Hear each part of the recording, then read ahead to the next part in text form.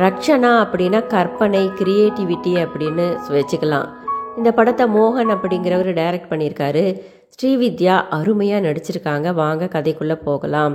ஹரிபிரசாத் அப்படிங்கிற ஒரு எழுத்தாளர் இருக்கார். அவருடைய ஒவ்வொரு நாவலுமே முத்தான நாவல்களாக அனைவராலும் பாராட்டப்படுது. மனித உணர்வுகளை அருமையாக எழுதக்கூடியவராக இருக்கிறாரு. அவருடைய மனைவி தான் சாரதா. ரொம்பவே அழகான ஒரு பெண்மணி. 35 வயசாகுது அவங்களுக்கு. அவங்க ஒரு ப்ரைவேட் கம்பெனியில் சூப்பர்வைசராக நல்ல ஒரு பதவியில் வேலை செஞ்சுக்கிட்டு இருக்காங்க. எல்லார் கூடவும் இனிமையாக பழகக்கூடிய ஒரு பெண்மணி தான் சாரதா. சாரதாவுக்கும் ஹரிபிரசாத்துக்கும் இன்னமுமே குழந்தைகள் இல்லை. சாரதா தன்னுடைய ஆஃபீஸில் இருக்கிறவங்கள பற்றியும் அங்கே நடக்கக்கூடிய சின்ன சின்ன விஷயங்களையும் தினமும் தன்னுடைய கணவன் ஹரிபிரசாத் கிட்ட சொல்கிறது வழக்கம். இப்படி இருக்கும்போது சாரதாவுடைய ஆஃபீஸில் கோபி அப்படிங்கிற ஒரு இளைஞன் வேலை செஞ்சுக்கிட்டு இருக்கான். அவன் ரொம்ப ஜாலியான ஒரு பர்சன். அவன் மற்றவங்கள பற்றியெல்லாம் கவனிப்பான், கிண்டல் பண்ணுவான், எல்லாருக்கூடையும் எளிமையாக அன்பாக பழகக்கூடியவன். துளசி அப்படிங்கிற ஒரு இளம் பெண் இருக்கா. இப்போ தான் அவளுக்கு கல்யாணம் ஆகியிருக்கு. அவளே விரும்பி கல்யாணம் பண்ணிக்கிட்டவ. தன்னுடைய கணவன் வேலை இல்லாமல் இருக்கிறான் அப்படின்னு, இந்த வேலை தான் தனக்கு ரொம்பவே முக்கியம் அப்படின்னு துளசி தினமுமே வேலைக்கு வந்துடுவா. கண்ணும் கருத்துமா வேலை செய்வா. ரொம்பவே சோகமாக இருப்பா. சிரிக்கவே மாட்டா. கணவன் ரொம்ப ஈகோ பிடிச்சிக்கிட்டு இன்ஃபீரியாரிட்டி காம்ப்ளெக்ஸ்னால தினமுமே துளசியை போட்டு அடிக்கிறதும் துளசியை அவமானப்படுத்தி பேசுகிறதுமா இருப்பான். ஏன் ஆஃபீஸுக்கே ஃபோன் பண்ணி மனைவியை திட்டுவான். இப்படி இருக்கும்போது அந்த ஆஃபீஸுக்கு புதுசாக அச்சுதன் அப்படிங்கிற ஒருத்தன் வேலைக்கு வரான். அவனுக்கு 31 வயசாகுது. அவனுக்கு அப்பா கிடையாது, அம்மா மட்டும்தான். சின்ன ஒரு ஊர்லேருந்து இந்த ஆஃபீஸில் ஜாயின் பண்ணியிருக்கான். ரொம்பவே சென்சிட்டிவான பர்சன். அப்படி இருக்கும்போது அச்சுதன் முதல் நாளே வேலைக்கு மிரண்டு போய் வரான். இந்த சூப்பர்வைசரான சாரதா என்ன பண்ணுறா, அச்சுதனை போட்டு மிரட்டி உருட்டி அன்னைக்கு முதல் நாளே அச்சுதன் தன்னுடைய கொடுத்த வேலையை தப்பாக ஃபைலில் என்டர் பண்ணி ரொம்ப பெரிய பிளண்டர் பண்ணிடுறான்.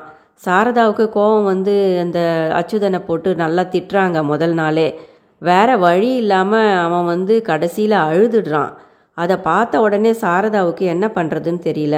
இவ்வளவு பெரிய 31 வயசு ஆம்பளையாக இருந்துக்கிட்டு ஒரு சின்ன சின்ன விஷயங்களை கூட சமாளிக்க தெரியாமல் இவன் அழுதுட்டானே அப்படின்னு.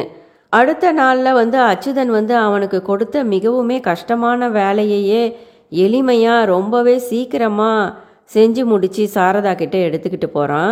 சாரதா அச்சுதனை பாராட்டுறா. உடனே அப்பையும் அச்சுதனுக்கு மிரட்சியில் அழுகை தான் வந்துடுது, கண்ணில் தண்ணி வந்துடுது. இதை சாரதா என்ன பண்ணுறா, அன்னைக்கு மாலை தன்னுடைய வீட்டுக்கு போன போது கணவன்கிட்ட சொல்கிறா, ஆஃபீஸில் புதுசாக இந்த மாதிரி வேலையில் சேர்ந்துருக்காரு அச்சுதன் அப்படின்னு. ஹரிபிரசாத் ரொம்பவே ஆர்வமாக அச்சுதனை பற்றி கேட்க ஆரம்பிக்கிறாரு. இந்த அச்சுதன் கேரக்டரை பற்றி நான் ஒரு கதை எழுதலாம்னு இருக்கேன். ஒரு நாவல் முழுக்க இந்த மாதிரி ஒரு கேரக்டரை வச்சு எழுதலான்னு இருக்கேன். நீ தினமுமே அவனை பற்றி என்கிட்ட சொல்லு. அது மட்டும் இல்லை, அவன்கிட்ட நீ வாலண்டரியாக போய் பழக ஆரம்பிக்கணும். அவன்கிட்ட சிரித்து பேசி பழகு. அவனுடைய நிலைப்பாடு என்ன, அவன் உன்கிட்ட எப்படி பழகிறான் அப்படிங்கிறத என்கிட்ட நீ அப்சர்வ் பண்ணிக்கிட்டு ஒன்று விடாமல் சொல்லணும் அப்படின்னு மனைவி கிட்ட ஹரிபிரசாத் சொல்கிறாரு.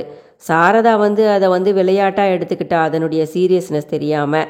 சரி, நான் நடிக்கிறேன், அந்த அச்சுதன்கிட்ட அவன் மேலே ஒரு இன்ட்ரெஸ்ட் இருக்கிற மாதிரி நான் நடித்து உங்ககிட்ட சொல்கிறேன் அப்படின்னு சொல்கிறா. கணவன் சொல்கிற பேச்சை அவள் பெரும்பாலும் தட்டுறது கிடையாது. அன்னைக்கு மாலை அவன் நடந்து போய்கிட்டு இருக்கும்போது வேணும்னே சாரதா அவன் கூட சேர்ந்து நடந்து போய் அவன்கிட்ட பேச்சு கொடுக்குறா. அவனுடைய அம்மாவை பற்றி, அவனுடைய குடும்பத்தை பற்றிலாம் ஆர்வமாக விசாரிக்கிறா. நீ இன்னுமே தைரியமாக இருக்கணும், நல்லா மீசெல்லாம் வச்சுக்கிட்டு நல்ல ஒரு வீரத்தோடு இருந்துக்கணும் அப்படின்னு சொல்கிறா. அச்சுதனுக்கு மிகவும் ஆச்சரியமாக இருக்குது.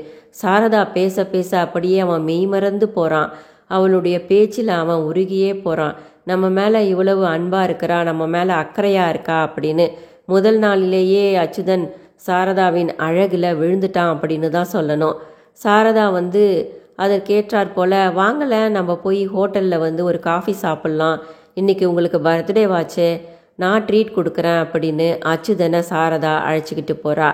மேலுமே அங்கே போயும் நல்லா ஒரு தனி அறையில் போய் உட்காந்து அவன்கிட்ட பேச்சு கொடுக்குறா. அவனையே உன்னிப்பாக கவனிக்கிறா கணவன்கிட்ட சொல்கிறதுக்காக. ஆனால் அச்சுதன் அதை வந்து தவறாக புரிஞ்சுக்கிறான். சாரதாவுக்கு தன் மீது அதிகமான ஈர்ப்பு இருக்குது அப்படின்னு.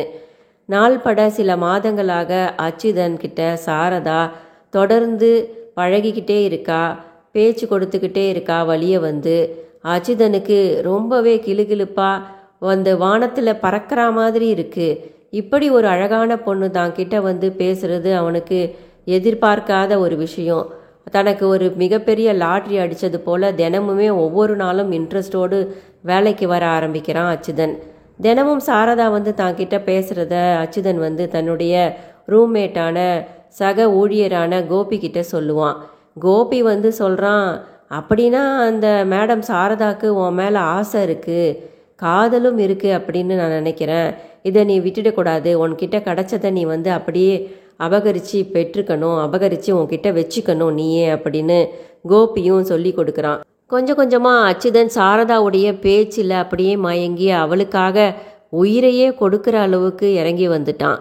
அச்சுதனை சாரதா வந்து டின்னருக்கு தன்னுடைய வீட்டுக்கு அழைக்கிறான். நான் மட்டும்தான் தனியாக வீட்டில் இருக்கேன் அப்படின்னு கூப்பிட்ட உடனே ரொம்பவே சந்தோஷமாக அச்சுதன் சாரதாவுடைய வீட்டுக்கு போகிறான்.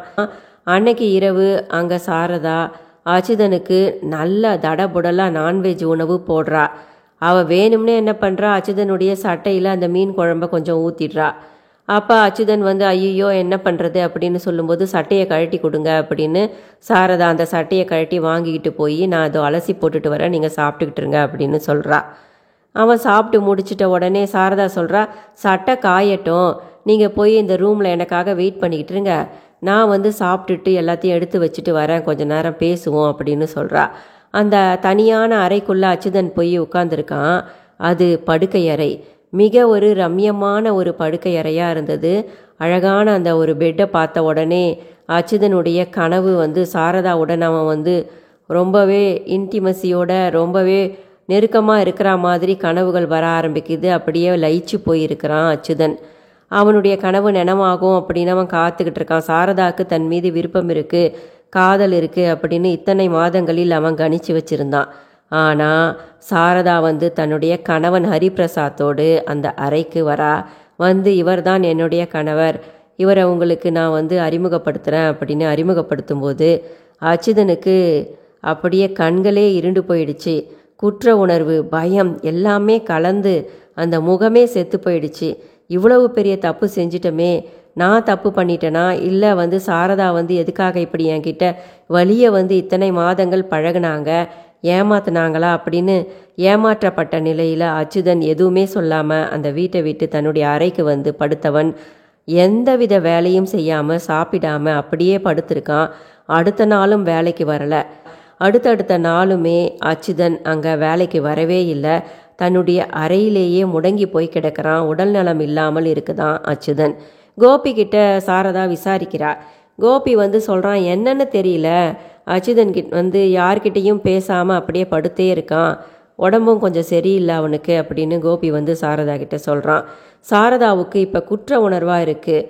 அந்த கணவன்கிட்ட போய் சாரதா சண்டை போடுறா.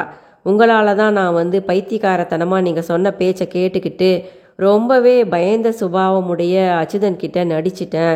அவன் அதை எந்த அளவுக்கு எடுத்துக்கிட்டான்னு தெரியல, அதிலிருந்து மீண்டு வருவானா என்னன்னு தெரியல, எந்த நிலமையில இருக்கான்னு தெரியல அப்படின்னு அழறா சாரதா. சாரதாவுடைய கணவர் ஹரிபிரசாத்துமே மனைவிக்கு எவ்வளவோ வந்து சமாதானம் சொல்கிறாரு. அவள் சமாதானம் அடையல. சில நாட்களாக அச்சுதன் வந்து வேலைக்கு வராமல் இருக்கிறது அவளுக்கு மிகவுமே நரக வேதனையாக இருக்குது. அவன்கிட்ட ஒரு மன்னிப்பை கேட்டுடணும் அப்படின்னு அவள் துடிச்சுக்கிட்டு இருக்கா. அச்சுதன் வந்து ஆஃபீஸுக்கு வந்த பாடா இல்லை. மனைவியின் துடிப்பை பொறுக்க மாட்டாத ஹரிபிரசாத் வந்து அச்சுதனை தேடி அவனுடைய அறைக்கு போகிறாரு. மன்னிப்பு கேட்குறாரு. நடந்த விஷயங்களை எல்லாம் சொல்கிறாரு. அச்சுதன் வந்து ஆஃபீஸுக்கு வேலைக்கு வரான். மிகவுமே சோர்ந்து போயிருந்த அச்சுதன் சாரதா கிட்ட வந்து உட்காந்து அவளுடைய கையை பிடிச்சி, நீங்கள் நடிச்சிங்களோ என்ன பண்ணீங்களோ எனக்கு தெரியாது, உங்களை நான் ரொம்பவே விரும்ப ஆரம்பிச்சிட்டேன், மானசீகமாக விரும்ப ஆரம்பிச்சிட்டேன். எனக்கு வாழ்க்கைன்னு ஒன்று இருந்தால் உங்கள் கூட தான் அப்படின்னு நினச்சிட்டேன். என் வாழ்க்கையில் வந்த முதலும் கடைசியுமான ஒரு பெண் நீங்களாக தான் இருக்க முடியும் அப்படின்னு அச்சுதன் உருக்கமாக சொல்லிட்டு அந்த இடத்த விட்டு எழுந்து போயிடுறான். சாரதா அப்படியே ரொம்பவே அழறா. அடுத்த நாள் சாரதாவுக்கு இடியா ஒரு விஷயம் வருது. அதாவது அச்சுதன் தற்கொலை செய்து இறந்து போயிட்டான் அப்படின்னு. சாரதாவை மறக்க முடியாமலும் அந்த நிலையிலிருந்து தன்னை விடுவிக்க முடியாமலும் யோசித்து அச்சுதன் தற்கொலை செய்து இறந்து போயிருந்தான். சாரதாவால் தன்னைத்தானே சமாதானப்படுத்திக்க முடியல. தன்னைத்தானே அவன் மன்னிக்கவும் தயாராக இல்லை. சில வருடங்கள் கழித்து ஹரிபிரசாத் எழுதிய அந்த நாவலுக்கு இந்திய அளவில் மிகப்பெரிய ஒரு பரிசும் பாராட்டும் கிடைக்குது. ஆனால் அந்த பரிசையும் பாராட்டையும் அனுபவிக்கிறதுக்கு மனைவியும் தயாராக இல்லை. அவருடைய மனநிலையும் அதுக்கு ஏற்றுக்கல. அமைதியாக கடலை பார்த்துக்கிட்டே அவர் தன்னுடைய குற்ற உணர்வோடு நேரத்தை கழிச்சுக்கிட்டு இருக்காரு. சாரதா டிப்ரெஸ்டாக தன்னுடைய அறைக்குள்ளே உட்காந்துருக்கா. இந்த காணொளி உங்களுக்கு பிடிச்சிருந்தா தயவு செஞ்சு சப்ஸ்கிரைப் பண்ணி லைக் பண்ணுங்கள். நன்றி.